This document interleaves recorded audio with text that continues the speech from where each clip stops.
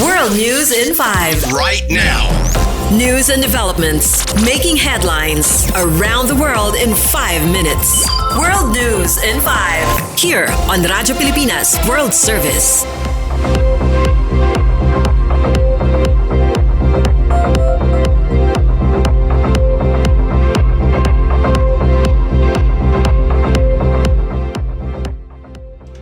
This is World News in 5 here on Radyo Pilipinas World Service.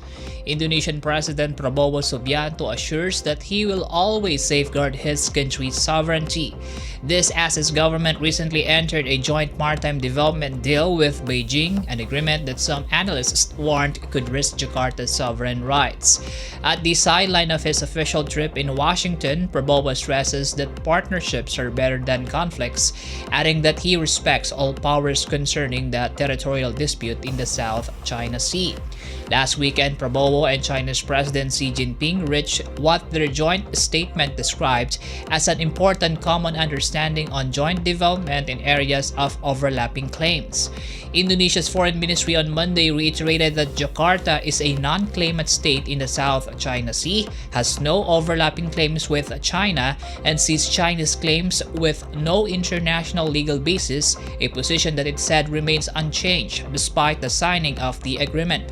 It also said that the partnership does not impact the sovereignty, sovereign rights, or Indonesia's jurisdiction in the North Natuna Sea. Some nations with territorial claims in the strategic waterway have been wary of joint maritime deals with China as they fear it could be interpreted as legitimizing Beijing's immense claim in the area.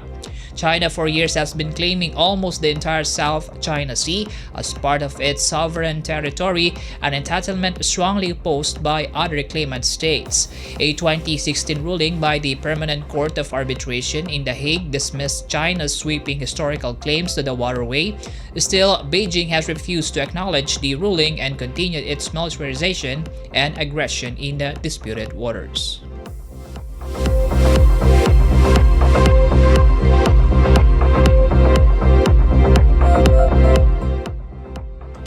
In our news, 2 explosions rocked Brazil's Supreme Court compound on Wednesday night, causing the death of a man believed to be a bomber.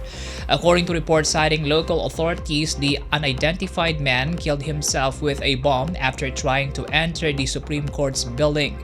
Seconds later, another explosion took place in the compound's parking lot. The blast caused no additional casualties or damages but prompted the Supreme Court to evacuate their justices and staff to safety. The incident happened days before the country hosts the G20 summit and an official visit of China's President Xi Jinping. Police are now conducting investigation to know the possible motive of the blast.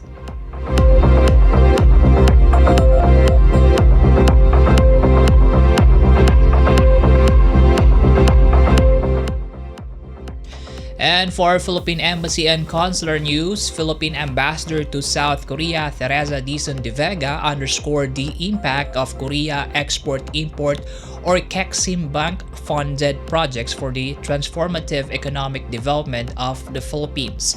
She highlighted the importance of these projects in her meeting with Korea Exim Bank Executive Director Sung-Yung on October 21 at the Philippine Embassy in Seoul. During the meeting, both sides looked forward to the successful implementation of Economic Development Cooperation Fund or EDCF projects in the pipeline, agreeing that infrastructure projects are crucial for sustainable development, impacting not just economies but also communities and the environment. The meeting likewise discussed the successful outcome of the state visit of President Yoon Suk-yeol to the Philippines, including the recently signed Memorandum of Understanding or MOU providing around $2 billion in financial assistance through the EDCF for the Laguna Lake Circular Road Network and the Panay-Guimaras Negros or PGN Bridge construction projects, as well as the loan agreement for the second phase of the Samar Pacific Coastal Road project. Once completed, the projects are expected to help usher in the transformative development of the Philippine economy through improved transportation and connectivity, which will boost the trade, agriculture, and tourism industries and elevate the living standards of Filipinos who will benefit from the projects.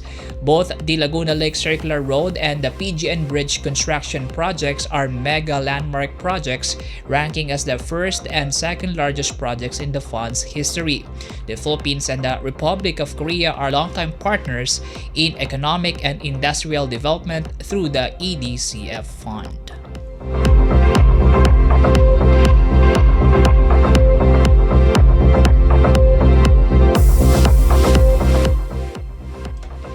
And that's for today's edition of World News in 5. For Radyo Pilipinas World Service, this is Win Peñano. Good day. World News in 5. Right now. News and developments making headlines around the world in 5 minutes. World News in 5. Here on Radyo Pilipinas World Service.